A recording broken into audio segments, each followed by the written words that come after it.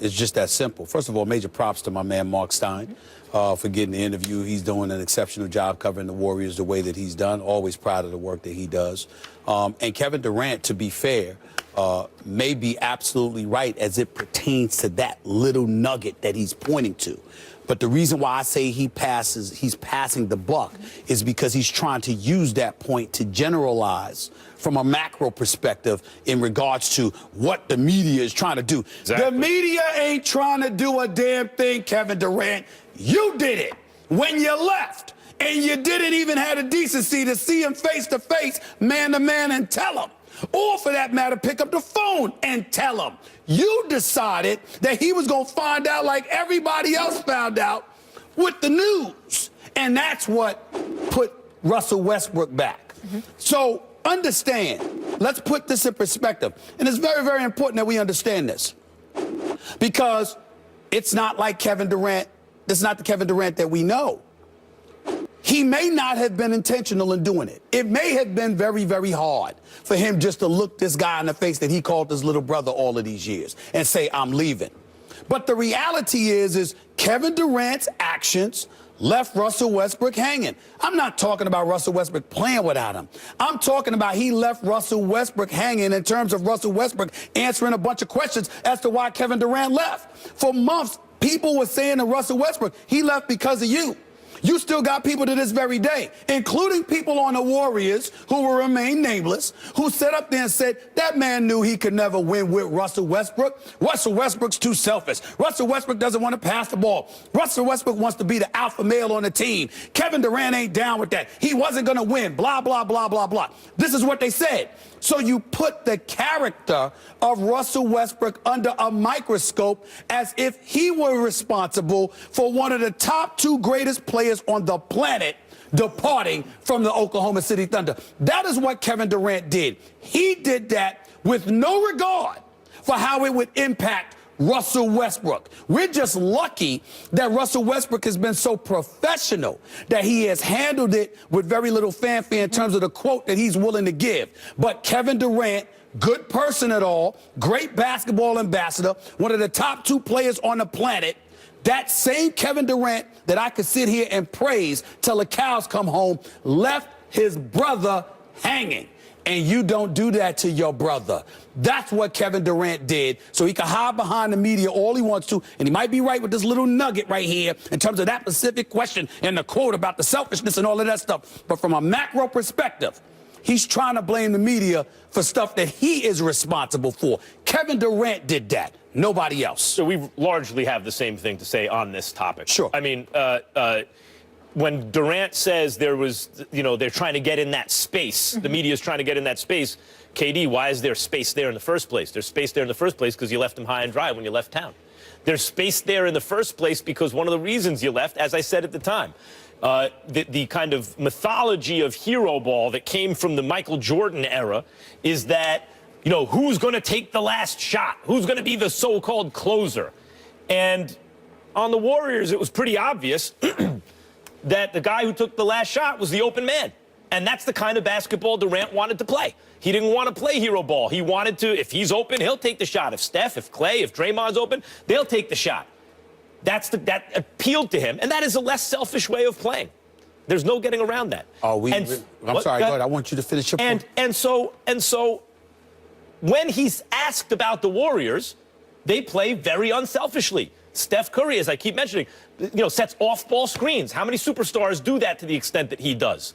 They do the little things, the unselfish things. There's not a clamor about who's going to take the last shot on that team. That appealed to Kevin Durant. Now, when you say that about Golden State, it will naturally be compared to where you came from, right? I mean, of course. Yeah, it's going to look like a shot, even if it's not. And it's an issue, and while I agree with you that Russell Westbrook has handled it perfectly so far, clearly that was an issue on the Oklahoma City Thunder. That it comes down to hero ball at the end. Will it be Durant or Westbrook? And Durant wasn't having that. So does it sound like a shot at Westbrook? Yes, but when you compare the two situations, of course it's a shot at Westbrook. There's no getting around that fact. So that when Durant says the media is trying to do something, kids, be careful. Be very suspicious whenever you hear someone constantly blame the media, who, by and large, most members of the media, is there manipulation? Do we like it?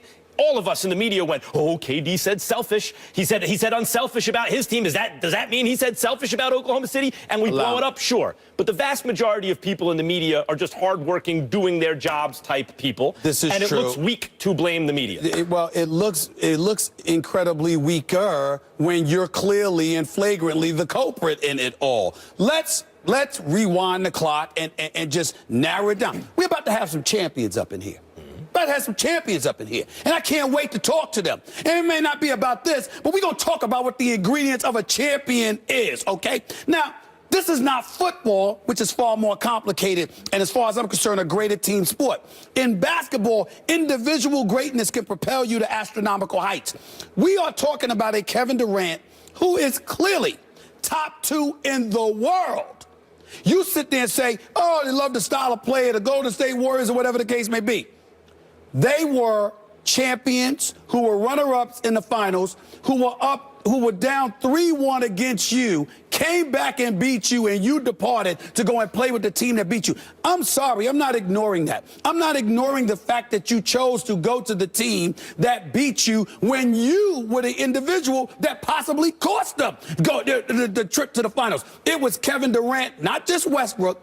Kevin Durant didn't show up in that game 6. Right. All right, that game 7, he waited too late. Kevin Durant could have made the difference between him going to Golden State, between them beating Golden State and he didn't do that. So you come up short. That's like Tom Brady coming up short against the Falcons and then saying, you know what, let me go join them. Let me go down to the ATL. Really? No, it's worse. Then he doesn't tell anybody about it. And he doesn't tell anybody. I want to hear that. That's what he did. And so what I'm saying to you is this.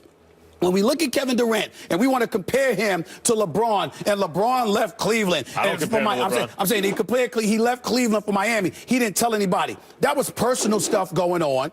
He didn't feel like he had teammates. And on top of it all, he didn't have the greatest relationship with the owner. It was documented, so he decides to depart for South Beach. In the case of Kevin Durant, this is the dude that was hugging Russell Westbrook. This is my little brother, telling the media to be quiet, calling Mark Cuban an idiot, and all of this other stuff because of what he said about Russell Westbrook. And then after you lose, you turn up and you desert him like that? I disagree with your characterization that it's that much different. Yes, Durant is joining a team that's already the formula has been baked in already, and he can just join it.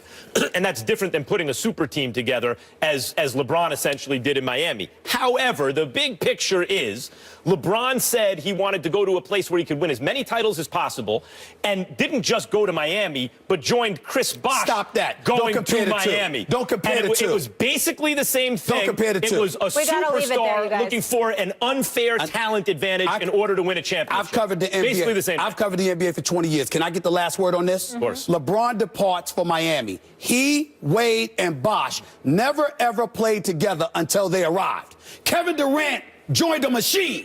The Splash Brothers already won a title. With Draymond Green already went to back-to-back titles. Already won a title. They already had. No, I'm talking about they played together. Yeah, that's it. It makes